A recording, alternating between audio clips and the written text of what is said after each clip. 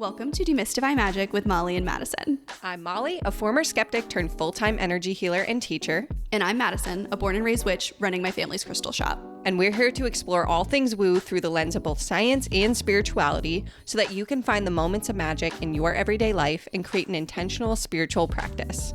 So if that's what you're into, find a cozy spot, take a deep breath, and let's demystify some magic. Howdy doody doody dandy. Oh, wow. We really went for it. We did. It's been a couple weeks since we recorded just the two of us, and all bets are off. All bets are off. I'm excited today. We actually just got a request for this morning, which sparked our. We're feeling a little low creatively, and we're like, well, we could talk about this for a while. We're going to talk about low budget witchcraft, how you can do your shit on a budget. Mm-hmm.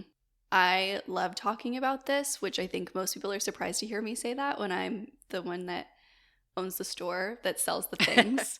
But even like, I love watching people get creative about what they can do. Like, really, all the stuff that I have is just like the cherry on top, like the extra fun stuff. Yeah. It's so fun to get creative in that way and just like using what you have. It's like a puzzle. Yeah. Yeah. And I think it becomes like so much more potent because you're using things that you enjoy. So like, for example, kitchen witchery. It's like, yeah, you could go out of your way to like make a spell, or you could take your hyperfixation meal of the month and turn it into a spell. And now feeding two apples with one worm. Yeah. It's like, sure. Feeding two worms with one apple. I think that's just called sharing. Sharing is caring. That's the vegan way to say kill two birds with one stone. I know. I when I was a consent educator, I had a mentor who told me that I should avoid any kind of violent language. And so now I'm like hyper aware of how much I say two birds with one stone. So I started trying to make up my own. You know, in college, I had a Spanish teacher who like early in the semester had us go through and point out like every phrase in the English language that has an undertone of violence. Mm-hmm. Very related to this episode. I know you guys, you're welcome. But I know. I also think about it all the time.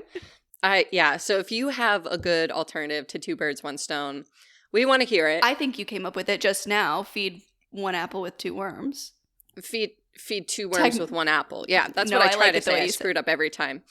I liked the way you said it. Feed one apple with two worms. It's still a carnivorous violent, unfortunately. Apple. So it actually didn't solve anything. It actually didn't solve a thing. But I like it better. Anyways, before we dive into our low budget ideas, Madison, what was your magic moment? We are really going back to our roots this week with our magic moment.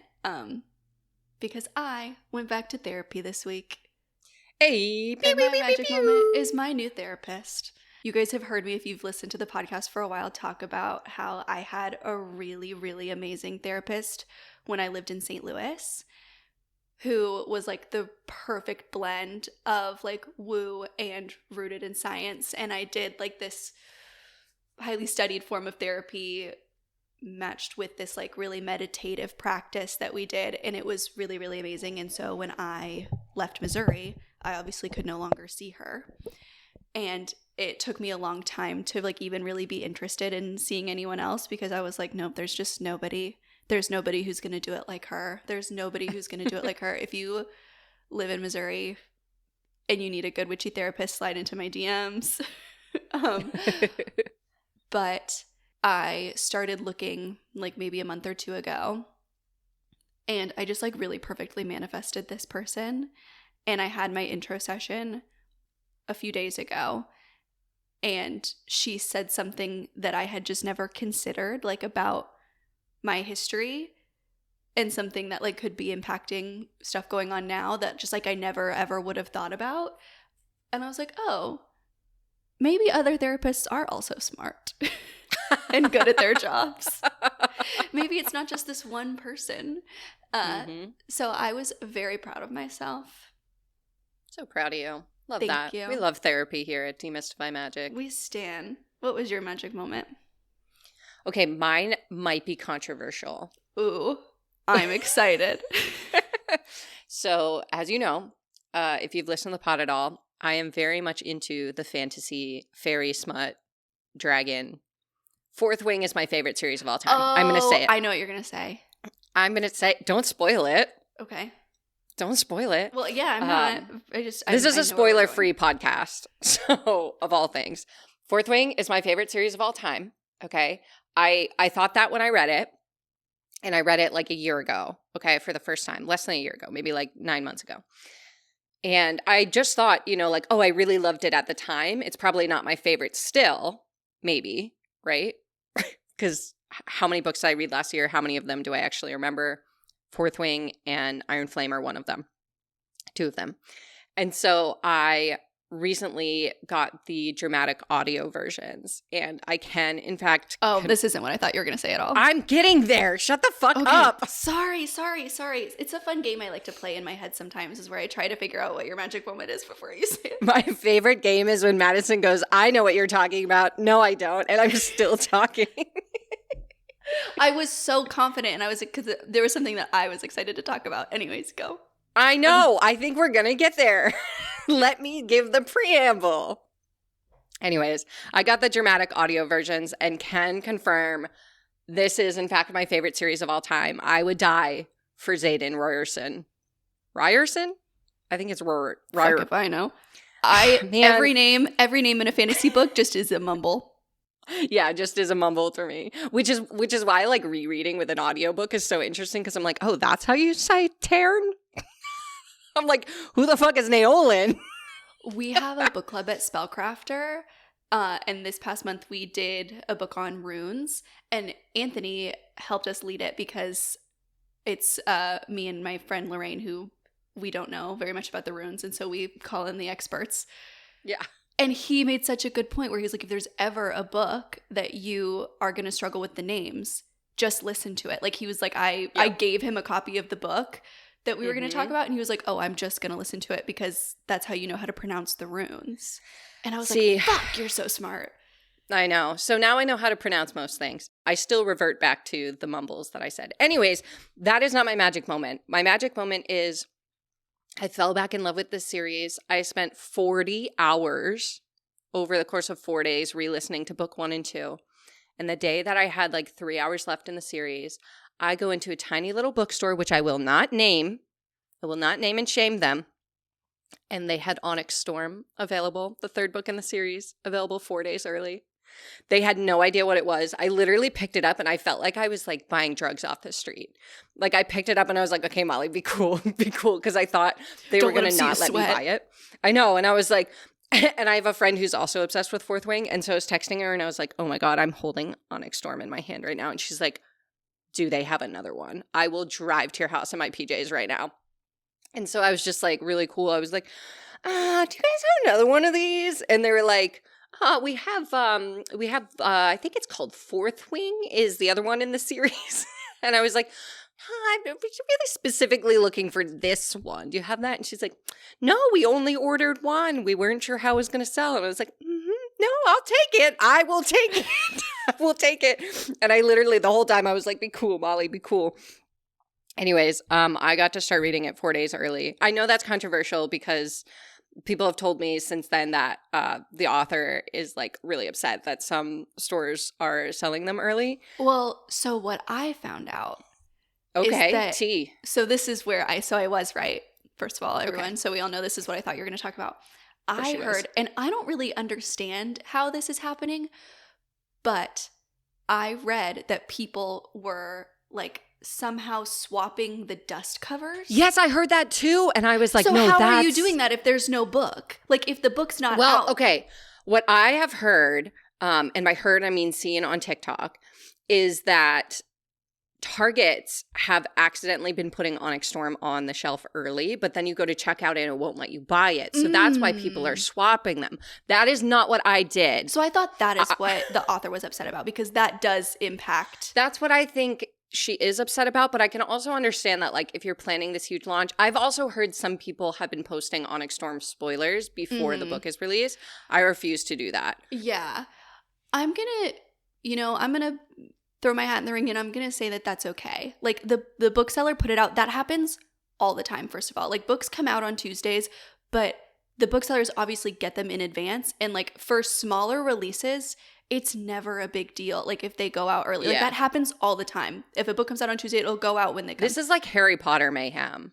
Like people are doing midnight release parties tonight. And that's like, I just don't think that that's that big of a deal that you bought it. If it was on this, if it was on the shelf, if you didn't swap I think swapping the desk covers is only one. Up. That's low-key No, I did not swap them. I will also say that I already pre-ordered the book. So I also have a release day sale number in there, and I will also be buying the Kindle version and the dramatic audio because I can't be stopped. She is also going to be just fine. Like you bought the book, she got the money. It's all good. I did not swap dust jackets. Opinion. That would be fucked up. And I have not posted a spoiler. I refuse to spoil. I haven't finished it yet. We're recording this the day before it's officially released. I'm about halfway through. And I can confirm it's my favorite series. Knowing that you found it early, it did have me like peeking my little head in of all my local bookstores to be like, hey, you got it? Then I feel bad going and looking, so I buy another book. That's what I did last night. Okay, but the thing that was like such a magic moment is, so this bookstore, I'm not going to name and shame them because I don't want them to get in trouble. And also I don't want you to start taking the good books from me. But it's a tiny bookstore. It's a used bookstore, but they have some new books. And I learned last time I was in, I could bring in books for credit. And so I've started doing this thing where I impulse purchase books. And then a lot of times I read them on my Kindle. So they're like perfect condition. And then I brought them in and I got like $50 worth of credit. So it was also a free copy of Onyx Storm. Wow. Love that. Yeah. Perfect to segue into Budget Witchcraft. Yeah. Buying the same book 4 different times in 4 different ways. Okay. Anyway. What if we just had a podcast where we just talked about that dumb shit? Oh, and then we're like, okay, we shared our opinion on buying books early. Time to go.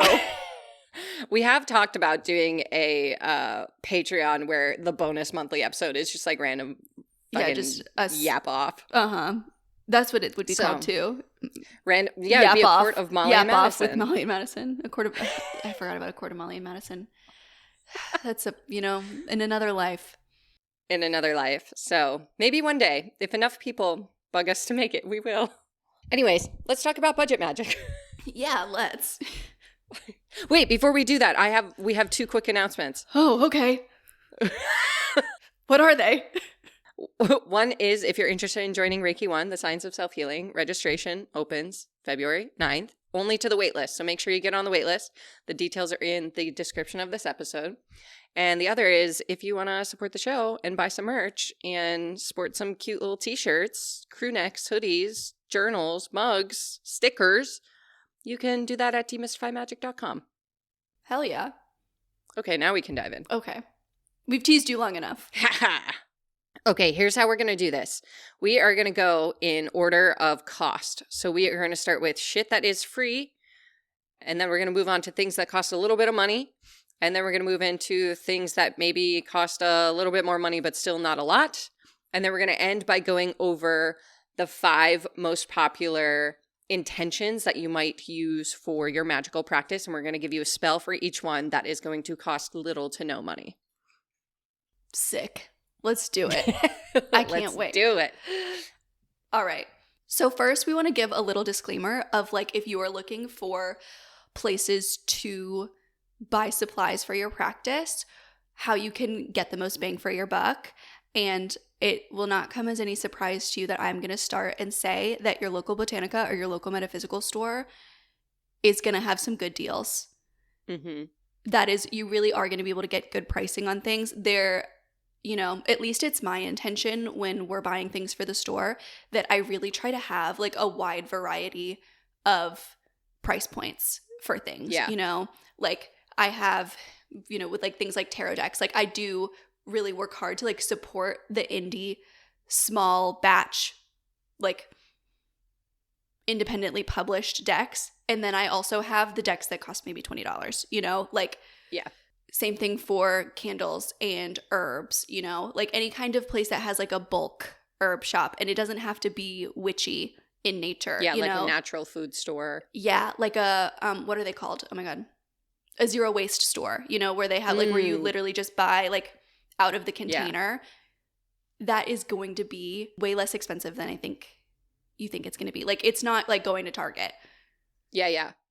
I also think like being really creative about the supplies that you do buy, like I often, when I see, you know, those clearance bins in the grocery stores that like always have random shit in them, I always buy the birthday candles when they're in there because I use them for my spell candles. And so you get like a pack of what, like 20 of them for like 99 cents or whatever. Great. That's all I need for my spells. I also will often buy like spell jars or 7-day candles at the Dollar Tree. I've seen other people say they found like incense there, you know, spray bottles. There's a lot of stuff there that you can find. And as far as herbs go, if I'm not buying in bulk, like say it's something like, you know, that I'm going to use in my kitchen at the same time, I'm probably going to buy that at a grocery store or even Costco. I recently got a huge thing of bay leaves at Costco, and it was the greatest thing I've ever found. Yeah, buying herbs in bulk, if you know that you are going to use them a lot, it really does save you a lot of money. And it's like not a huge upfront cost usually. You know, like obviously it depends on the herb that you're purchasing, but on the whole, unless it's something like rare, like obviously, you know, don't buy your saffron in bulk, but things like salt and lavender and rosemary, like those things, when you buy them, and buying in bulk even isn't like buying a shit ton. It's most often buying by the ounce, which will last you for fucking ever. Yeah, buy exactly what you need too. I remember I bought like a Ziploc baggie full of bay leaves, and it was like 63 cents, and there was like 100 bay leaves in there. And I was just like, when am I ever going to use all of these? Totally. Okay, first things first, we're going to give you some free ways to do these things. First one on our list is meditation. Now, you could go out and spend a bunch of money on a meditation app. You could go to a class and do a meditation class. You could buy a book on meditation. Those are not the recommendations we're going to give you. Today, we're going to give you free recommendations. And one of them is a shameless self-promotion. It's my 7 days of meditation for the easily distracted. It's totally free. You can sign up in the description, but it's designed for people who think they can't meditate. So if you feel like my brain won't shut up, or I can't sit still, or I have too much going on, any of that, this is for you. It is free. You get 7 meditations across 7 days. And if you hate meditating, give me 7 days. I will change your mind. Yeah, I love meditation as a resource because the only thing you need is your own brain. Yeah. So there's tons on YouTube. I mean, my YouTube, but all over YouTube, whether you like to meditate with a guided practice, or you like a sound healing, or you like to stare at a candle flame, all of that is on YouTube, on Spotify, on wherever you get your music. Yeah, I love just like searching through YouTube because you really can like find such a wide berth of creators who are doing so many different things that there really is something for everyone. If you need like a lot of guidance, or if you just need someone who's going to pop in and out every couple minutes to help you recenter, you know, like there really is something if you just want music. Yeah. But what I really love about meditation too is that it really does like build a really great foundation for other spell work as well. So if you want to like stow a little bit of money away to buy things for your practice down the line, meditation and working on that practice is something that can really make you feel like you're building something, so that when you do have access to like the tools that you want to expand a little bit, you've been putting energy towards this practice and you've built something really, really strong that will help you like getting in the mind space of magic and spell work is really the most important part. That's where that intention is set. And I really think that meditation just like flexes that muscle in such a helpful way that even if you're not looking to save money, like starting at meditation, I think is the way to go. Yeah. Hundo P. Hundo P. Another way that you can kind of siphon some energy into your spiritual practice is congrats, you're already doing it. Hey. Listening to this motherfucking podcast or any kind of like spiritual development learning, there's tons of free resources. Those people that you find on YouTube who are doing these guided meditations, I'm going to bet a lot of them also have some free resources that you can learn from. And getting a wide berth of perspectives as well, I think is like what YouTube is really good for, is where you can learn about a lot of opinions. Mm-hmm. I get this question a lot with things like tarot, of like, how do I build a relationship with the cards, and, you know, how do I find the meaning that is like what it means to me? Mm-hmm. It can be expensive to read 10 different tarot books. Yeah. But my advice is always to listen to as many opinions as you possibly can. And so a lot of that can be through following people on Instagram, Mm-hmm. through following people on YouTube, like listening to podcasts about tarot, taking classes. You know, there are lots of free resources online that, you know, everybody will be saying it like it is the answer because it is their answer. But Mm-hmm. I think like shifting your mindset a little bit and seeing these things that people create as perspectives. And then they kind of become like Pokemon cards of like, okay, how many different ways of looking at things can I learn about? Mm-hmm. And then I think the only way to really find out what calls to you is to create opportunity for yourself to see things that don't. Yeah. Yeah. I think it's a cool practice in discernment too. Mm-hmm. It's a cool practice of like tuning into your gut, like what feels right, what feels off, what about it feels off. I also think too, you know, I have so many different like teachers that I gravitate towards, and a lot of them say the same things, like the same message, but they might say it a slightly different way, or they might give a very different example. Like I was listening to Jeff Warren, who's one of my favorite meditation teachers, and he had us bring our awareness to the air moving through our nose hairs. And I was like, oh my God, like that actually helped me ground into my breath more than like any other, you know, I've heard feel the upper lip or feel the nostril or feel the back of the throat, but it was the nose hairs. I was like, wow, I can really feel those suckers move. Oh, that's the one. Yeah. So it's like you can hear the same thing 100 different times, and then someone says it just a little bit differently and everything clicks in. And I think that's my favorite part about learning from different teachers. And especially, you know, like I'm a big fan of going on YouTube and trying to find teachers that I think I'll disagree with. Like trying to find people that like have a completely different lifestyle from me, look different from me, are a different age from me. And those are the people that I learn the most from, because their perspective is going to be so different from mine. Mm-hmm. Yeah, totally. Okay, we're going to give you a little reduce, reuse, recycle witchcraft lesson. So these are taking things that you already have. You always hear me say, use what you have. How you can use them in your magical practice. And we are just going to bing, bang, bongo, lightning round through them. The first, my favorite, use your empty pill jars or pill bottles as spell jars. Mm-hmm. I love that. Something that I really love to do, find intentions in the things you already have or the things you already have to buy. So when you're buying your body wash, do you want to go for rose for some self-love, some soothing? Do you want to go to lavender for calm and intuition? You can use color magic in that way as well, of like, oh, the lavender is purple. I know purple is also associated with power, so I'm going to feel calm, but I'm also going to feel confident, you know? Yep. I don't know if you guys are the same, but around like any holiday, like I feel like everybody loves to give me a bath salt, and I'm not complaining. If you're thinking about giving me a bath salt, please do, because I love to see what intention I can tie to something like that, you know, of, oh, this has X, Y, and Z in it. I know salt is great for cleansing, salt for protection, as you might have heard once or twice on this podcast. But what other ingredients are in there, and how can I ground them into my practice? Yeah.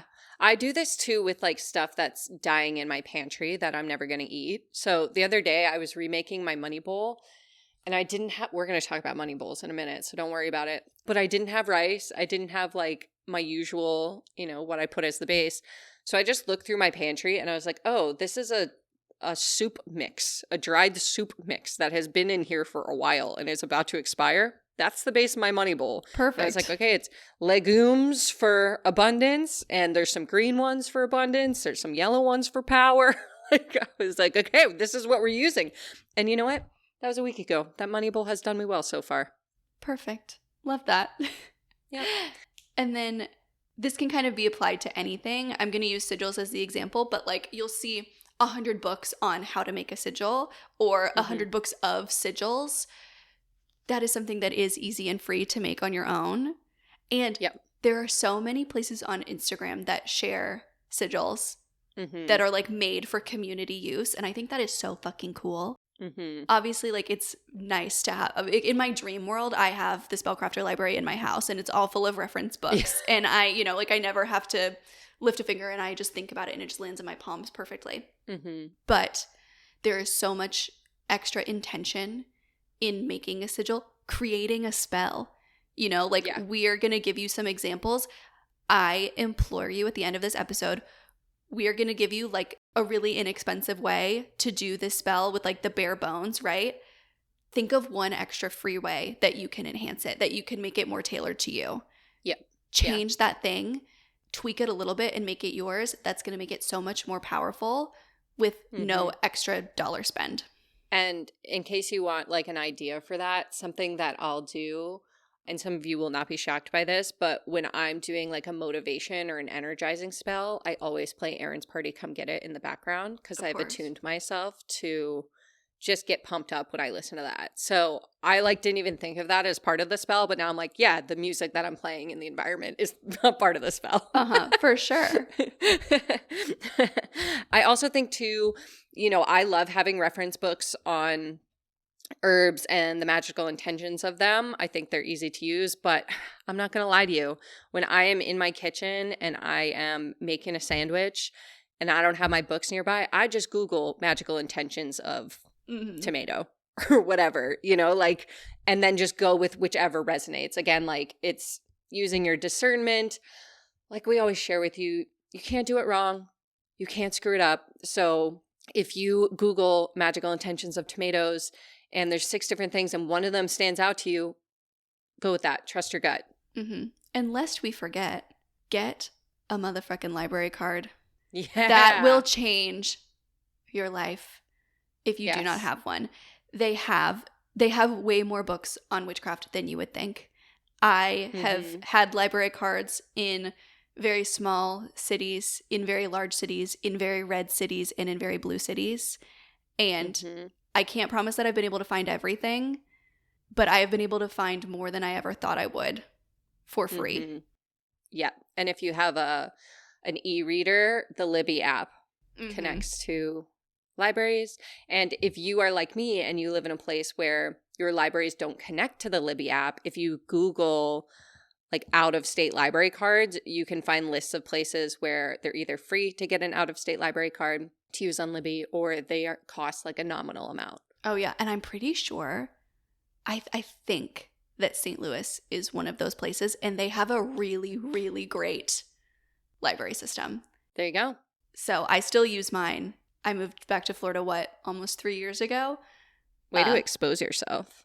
Listen, I'm telling. I didn't have to do anything. I had to go into the library to get my physical card, but to get e-reader stuff, I never had to do anything. And so don't arrest me, St. Louis Police Department. If you have the Libby app, my mom and I share library cards on our Libby app. Like It gets a little bit confusing. Do you have to pay for your library card?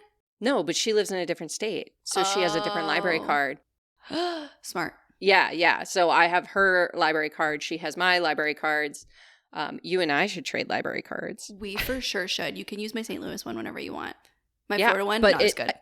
It gets a little bit confusing because my mom and I are constantly like, did you put a hold on this book or did I? So just be aware of that. Who wants this book? And between you and me, oh God. I know. We'll That's going to be really, that's why we don't share one. No, you have to go back to page 152. That's where I was. Well, it won't let you download on multiple readers. Oh, that's, I guess, good for us. Bad for us in different ways. We have to share a Kindle account too. We would really have to merge our lives. Which, it feels like the next logical step. Yeah, it feels like when we have our witchy house with the hand of God that we're sitting in reading, we will share an e-reader account. We'll share a Kindle. We'll sit next to each other on the couch. And I'll say, no, we'll stream it to a TV. We'll say, okay, I'm ready for the next page. When are you ready? Okay. kitchen witchery / herbs.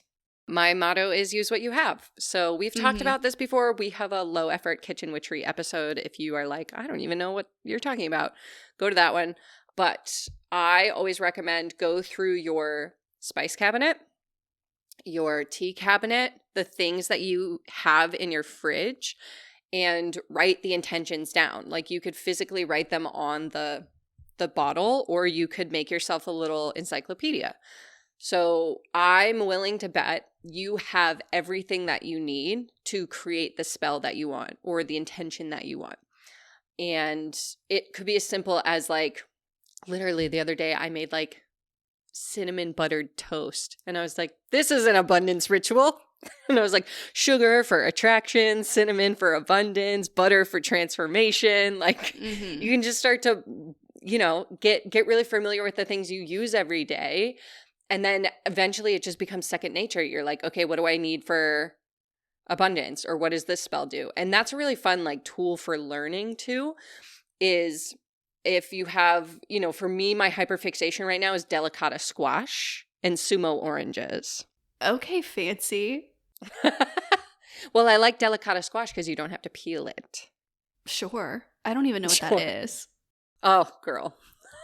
For a quart of Molly and Madison. Yeah. Our first Patreon episode is about squash. We're really reeling them in. On this low budget episode, we're telling you why you should not get our Patreon. Yeah, save yourself the headache and the money. But sumo oranges are my favorite, and because sumo oranges are like $2.99 an orange, I'm like, I'm getting all my money's worth. So I'm like, okay, when I'm eating them, it's for joy, it's for happiness, it's for energizing, it's for uplifting. What do I need right now? And then I'm taking the peels and I'm putting them in a bag in my freezer for my simmer pots and my spells later. So you can really reduce, reuse, recycle your herbs. I also, okay, this is gross, but I'm going to share it with you. I live in a place that has curbside composting. And so I set an intention for my compost bucket, and it just becomes this sludge of yuck. But it has an intention of like, maybe it's banishment this week. And I'm like, okay, what am I throwing in here that's banishing this energy? Or, what am I putting in here? What is the intention that I'm releasing? Witchy compost is a new one for me, I'll be honest, but I love it. Hey, Something else that I actually just thought of that I had the idea to myself. I was like, oh, this is what you should do. If you are a tea person, reuse your tea leaves that you've steeped. Yes. Like sit your tea bag back out to dry a little bit, and you can use that in spell work, Yeah. I throw mine in simmer pots or in baths. I love an herbal tea. And those are full of so many good, fun things that you can assign intention to, Yes. Or if you buy a tea and you don't like the taste of it. Yes. It's not. Use it in simmer pots. It's not wasted. I have so many teas that I love the smell of them, but I don't like the taste of them. So I'll use them in simmer pots, or I'll make potpourri baskets if I have a lot of it. In case you're unfamiliar with what potpourri is, apparently I've just learned this was a thing in the 90s, not so popular now, it's basically like a simmer pot without the water. Like you have a bowl of stuff and it infuses the space with smell. It's just like a bowl cinnamon of stuff pine that cones. Smells good. Yeah, like cinnamon pine cones are a type of potpourri, or usually like a lot of them are flavored, scented artificially and give me headaches. So that's why I'm like, oh, I just use like tea or whatever. And in small spaces, they'll infuse, but in big spaces, simmer pots are probably a better way to go. It totally wasn't me that didn't know what it was and had to off mic ask what a potpourri is. Because I only know what potpourri is. Okay, if you want the Uno wild card for kitchen witchery, and by that I mean you're sitting there and you're like, wow, I don't have an ingredient for XYZ intention, and I really need that to finish this spell. Rosemary. Rosemary's your Uno wild card. Use it for whatever intention you need. We're going to give you an Uno wild card for most of these categories. So if you're like, I have no herbs, I have no spices, I have no tea in my house, go to the Dollar Tree, get some rosemary. It really is like such a universal herb that has such a wide berth of intentions that you can use it for. I've said wide berth so many times. Is that my hyperfixation phrase? Yeah, it's a really dilated phrase. What? Wide berth. I hate you.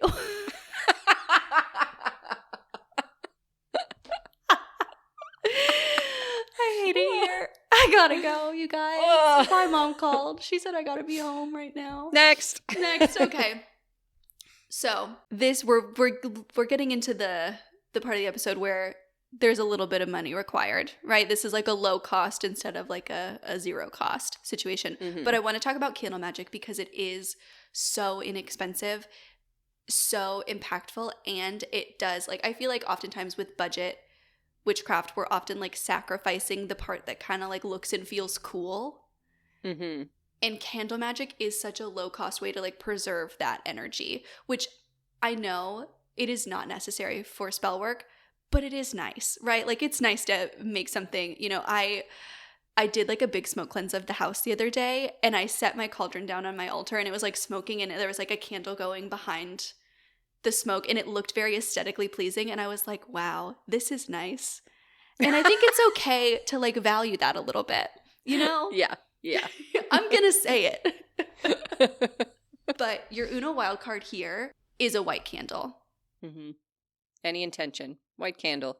If you have an IKEA near you, this is a life hack. Yes. I bought a jumbo pack of white tea light candles from IKEA when I lived in Missouri.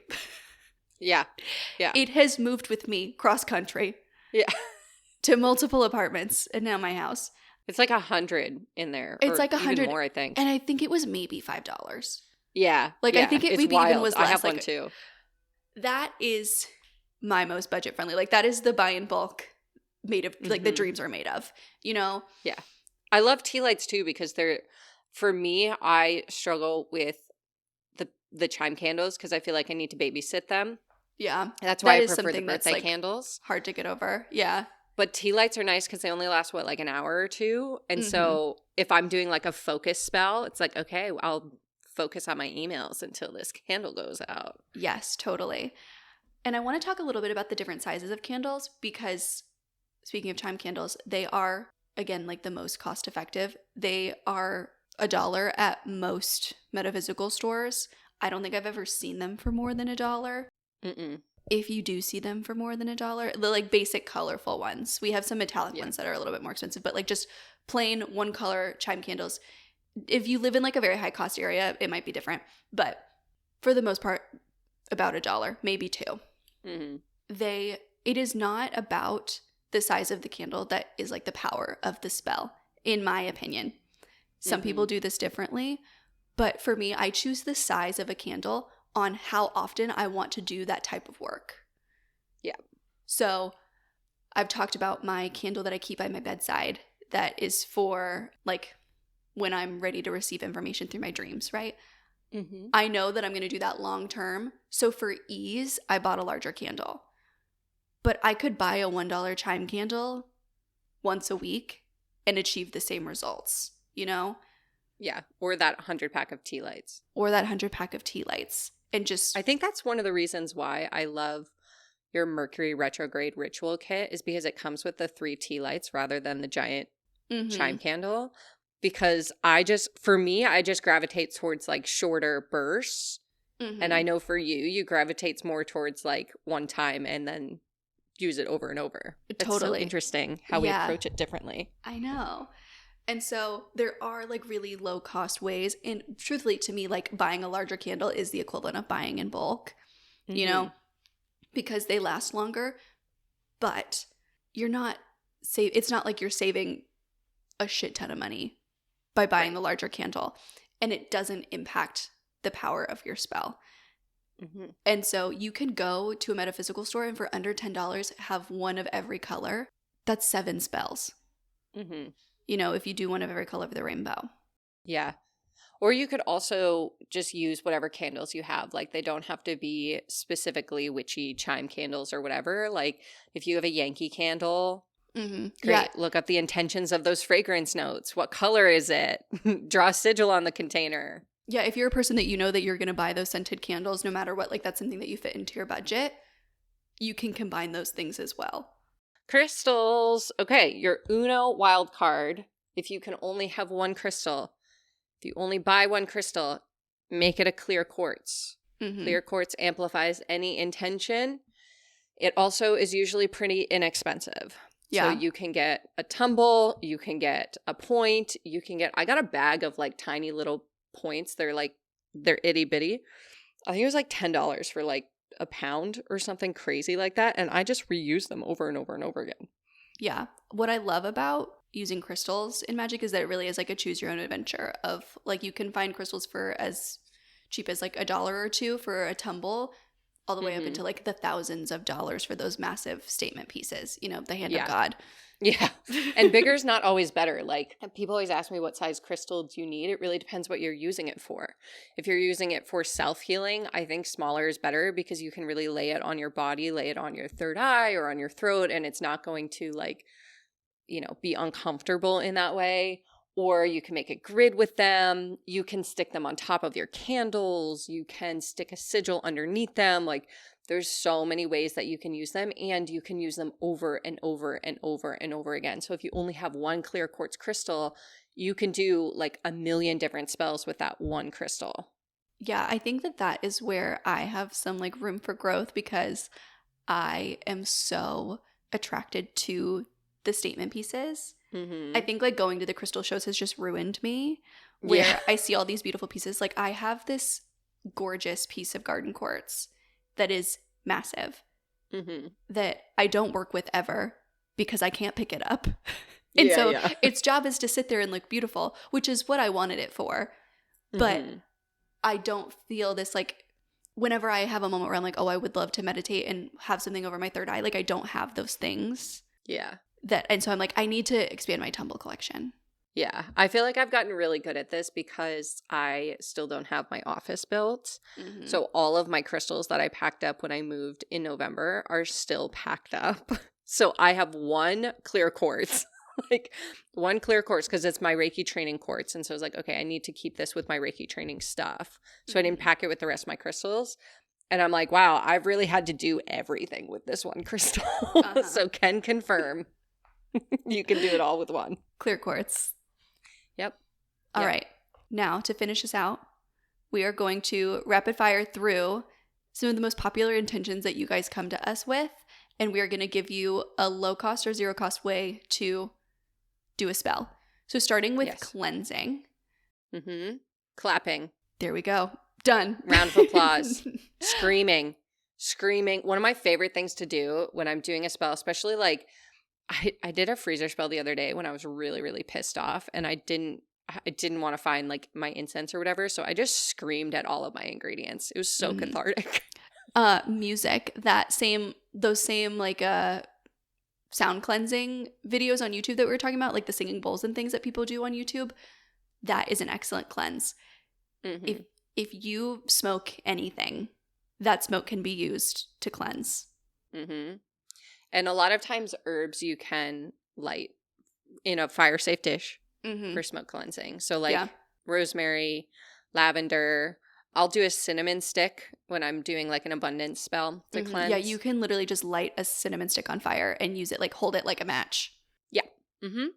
Yeah. Or I'll go grab some pine needles, throw them in my cauldron, light them up. Don't overthink it. You don't have to buy the fancy $1 million bundle with the pressed flowers and the crystals embedded in it. You can if you want to. Those are fun, but you don't have to. I see them all the time and I look at them and I'm like, I could never burn that. Like that would be decorative. I know. And that's great. Like I need things to be a little bit uglier. Yeah. For me to set them on fire. You know? Yeah. Another good use for your old tea leaves too. Oh yeah, totally. Like get them nice and dry. Lay them out on a paper towel, set them in the sun. Yeah. Yeah. Then they're infused with so much extra intention because you've given them so much more of your energy. Yeah. I was thinking too, like, I've seen some people make candles inside orange peels. I don't know how well that would work, but that's fun. You can get creative. Have fun with it. I'm going to try that. But be safe. Yeah. Practice fire safety. Next, protection. You know what I'm going to say. Salt. Salt, baby. Any kind of salt. Does not matter what kind of salt. Could be a salted pretzel. That's a protection spell. Could be your table salt. That's a protection spell. It could be, it just snowed here. And so my husband drives a plow truck, and whenever he turns his salter on, I'm like, salt for protection. Our driveway is so protected right now. Yes. This is a great way to incorporate sigils too. What I do in the morning when I'm getting ready is I'll spray my perfume in like a little sigil. Oh. Or I'll put my makeup on my face. I'll draw like a little sigil before I blend it out. Mm-hmm. Yeah, I have sigils on my SPF. Mm-hmm. Yes. Yeah. Or I'll make a soup, and when I season the soup with salt, I'll stir in a sigil with the spoon. Excellent. Yes, I do that with my coffee every morning. And then yes, same. The protection spell I'm doing every day, wear black. Wearing black. Mm-hmm. And if you want to incorporate those things, put on your all black outfit, draw a sigil. I'll often draw it like on my chest plate. Like that's where I like to, if I'm like protecting my whole self, you know, I don't, as if I was only protecting half of myself. If the intention is to protect me, I'll draw a sigil on my chest plate. And then put a little salt around, you know? Yeah. Have some salt in your breakfast. Eat a pretzel. Easy peasy. Yeah. Easy peasy. Also, if you don't like salt, say you're on a low sodium diet, black pepper can go in most things. Yep. Black coffee. Love that. Is protective. Black licorice. I think of milk as protective because it kind of like coats your throat. I thought black licorice was funny. Yeah, that's fun. That's fun. I hate black licorice. I think that's Me gross. too. I was just thinking about things that were black. All right. Oh, boy. We're losing the plot here. All right, abundance. Abundance. One of my favorite abundance spells, and this is so fun because it is a standard, like, cheap, easy meal, is to eat beans. Beans and legumes and rice are so good for abundance, and they don't cost a lot. So if you are like, I have definitely gone through stages of my life where all I could afford was beans and rice for every meal. That is an abundance spell. Totally. I also love beans as a base for a money bowl. If you don't know what a money bowl is, it's literally just a bowl. Like I don't know how else to describe it. It is a vessel that holds ingredients tied to abundance. Yes, with the intention of attracting more abundance to you. Yes, so it's usually a thing that will sit on your altar. If you don't have an altar, I'll put it on like my work desk. Or, you know, like if you are a person that you don't want other people to see what you got going on, you can shove it in a closet. I used to keep a mini one in my laundry room, and every time I found change in the pockets, I would put it in the money bowl. Fun! That's cute. And so usually this thing will have like a base, which you can use dried beans. I often use rice or salt. Yeah, that's where I use my bean soup mix. Whatever you have the most of. Yeah. I go through my pantry. This is how I clean out my pantry of like dried stuff, because I'm someone that I will buy dried beans with every good intention of like, I'll put them in my crock pot, I'll cook in bulk. But I am a microwave girl. I'm a microwave beans girl. And so this is how I use the things that if I have a lot of pasta, I will use that. Oh, wow. Yeah. Rice, oats. It's like whatever thing I bought in bulk that I was like, I have every intention of using this, and oats I don't. Are great for abundance. So good. And then you can add just a couple other things like any loose or spare change. We've talked about on the podcast before, using like checks that you've already deposited, you know, sticking those in a money bowl. And it could be currency that isn't your own. So someone asked me this the other day, if they went traveling to a foreign country and they have like money left over from that they can't spend in their current country, can they use that in a money bowl? Absolutely. I have British pounds in mine. I will often put like Monopoly money in mine. Yes, I love that. Like a true no cost way of doing that. And then also something that I really like to add is coffee and cinnamon. Those are my two favorites to put in a money bowl. Coffee kind of speeds things up, and then cinnamon is another great abundance ingredient that smells nice and is pretty. Yeah. And if you're allergic to cinnamon, a mint tea bag, rip that open, throw it in there. And I always do a crack of salt for protection, to protect my money. There's your money bowl. There's your money bowl. Oh, another abundance spell that is not only free, but will actually make you money. Do your motherfucking returns. Oh, those things that you bought on Amazon that you're like, I'll return it later. The thing you bought at Walmart that didn't fit you, that you're like, oh, I'll put it in the back of my car, return it later. Do those returns. That's literally an abundance spell. I do it every new moon. That's my returns day. Is like right around the new moon because I'm calling in abundance. I'm manifesting. Yes. So Give me I my do money all my back. returns on that day. Yeah. And then I'm like, wow, I manifested $14. And then I buy myself a little treat. There you go. And it's a free little treat. So because you already spent that money. Mm-hmm. All right. A little love spell. This is going to be a really easy candle spell, and you can kind of apply this to anything, like whatever your intention is. But I think I love a little pink chime candle. I don't know what it is about it. And I think hearts are quite easy to carve into candles. If you have a chime candle and you're like trying to carve into it with a toothpick, you know what I'm talking about, where your lines just go a little funky. A heart is something that I can accomplish with, I would say, like 75% success rate, which is pretty good for me. So yeah, it's also Valentine's season.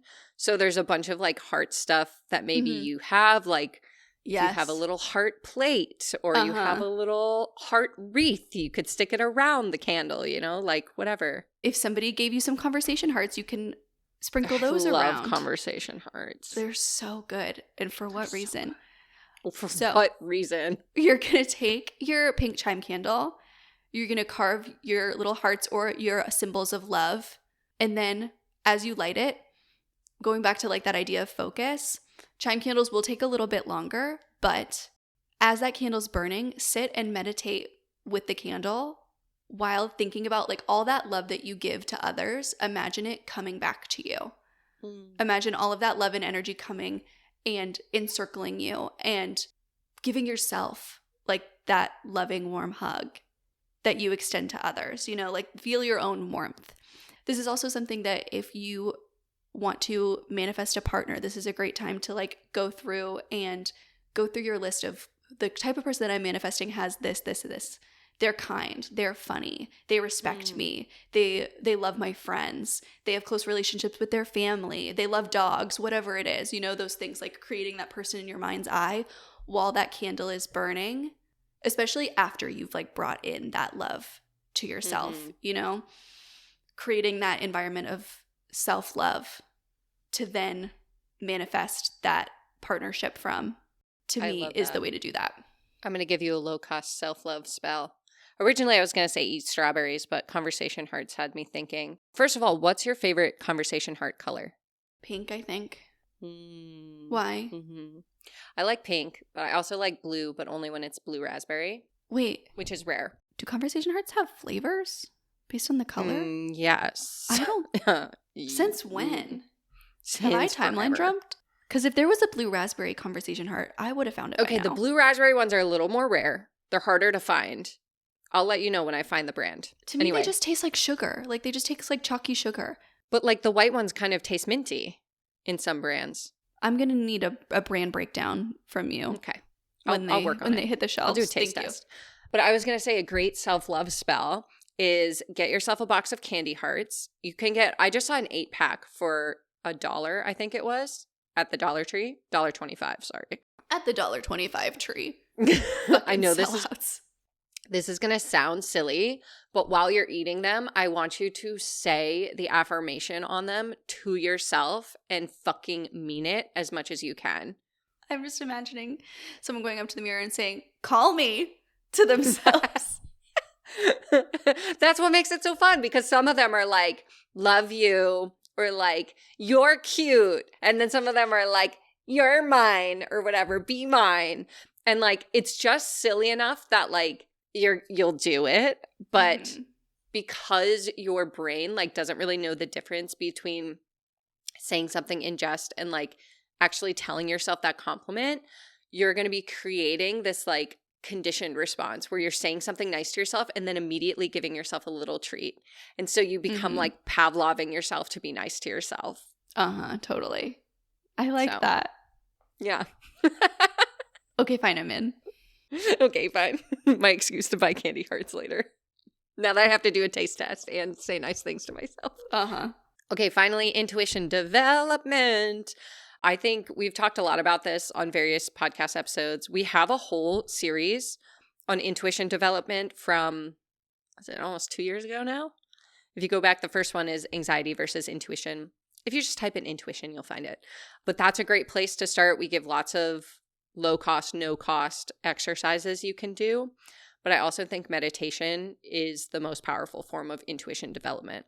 And just a reminder, I got that free 7-day meditation challenge. If you hate meditating, I will change your mind. I promise. So you can download that from the show notes and develop your intuition at the same time. Love it. Love it. Did we do it? I think we did it. Did it. All right. Let us know what your favorite low or no cost hot tip for witchy magical practices is. And maybe we'll do a part 2 if we get a bunch of ideas. Too many ideas. If we get too many ideas, then we'll just have to, I don't know. Throw it on the Patreon. All right. We love you very much. Okay. Bye. Thanks for listening to Demystify Magic with Molly and Madison. If you want to learn more about us, you can find all our links in the show notes. We'd love to know what you think of today's episode, so drop us a review or give us a shout out on social media. And don't forget to let us know your magical moment of the week. Okay, love you. Bye.